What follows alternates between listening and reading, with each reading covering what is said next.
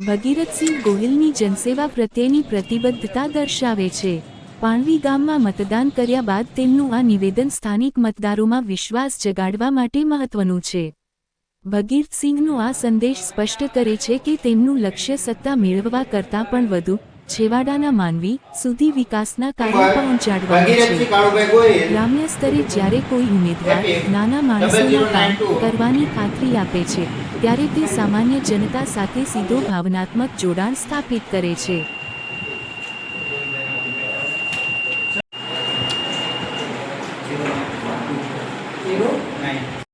ભગીરથસિંહ કાળુભાઈ ગોહિલ, ઉમેદવાર પાટણા જિલ્લા પંચાયત સીટ। ભગીરથસિંહ, કેવા પ્રકારનું મતદાન થઈ રહ્યું છે અને તંત્ર દ્વારા વ્યવસ્થા શું કરવામાં આવી છે? અને મતદાન ખૂબ જુસ્સાથી પબ્લિક કરી રહી છે અને લોકો કોંગ્રેસ તરફથી મતદાન કરવા જઈ રહ્યા છે લોકો, અને ખૂબ શાંતિપૂર્ણ રીતે મતદાન થાય છે।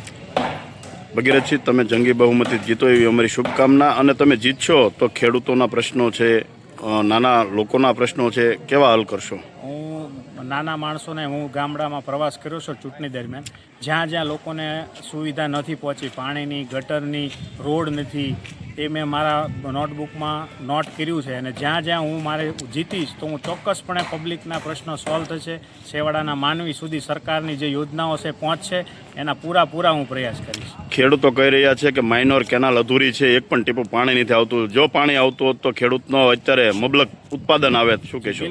બિલકુલ સાચી વાત છે। કરોડો રૂપિયાના ખર્ચે સરકારે જે ખર્ચો કર્યો છે, જે ચકો બનાવી અને અંડરગ્રાઉન્ડ પાઇપલાઇન નાખી છે, કેનાલો બનાવી છે, જ્યાં પાણી નથી પહોંચ્યું પહેલાં કેનાલો તૂટી ગઈ છે। અને વલભીપુર એપીએમસી છે, કાગળ ઉપર જ છે, તો આવનારા સમયમાં ખેડૂતોને જણસ વેચવા માટે અન્ય જિલ્લામાં જવું પડે તો એપીએમસી માટે શું તમે પગલાં લેશો? અમારો નેક્સ્ટ પ્રોગ્રામ એ છે, એપીએમસી 6-7 મહિનામાં આવી રહી છે, ત્યારે અમે ખેડૂતો પાસે જશું, સમજાવશું કે જ્યાં કાગળ ઉપર ચાલતી એપીએમસી આપણે બંધ કરી અને કામ કરે, ખેડૂતોના જે બોટાદ છે, દૂર સુધી ધક્કા ખાવા પડે છે, એ ન થાય એની માટે અમે પૂરતા પ્રયાસો કરશું।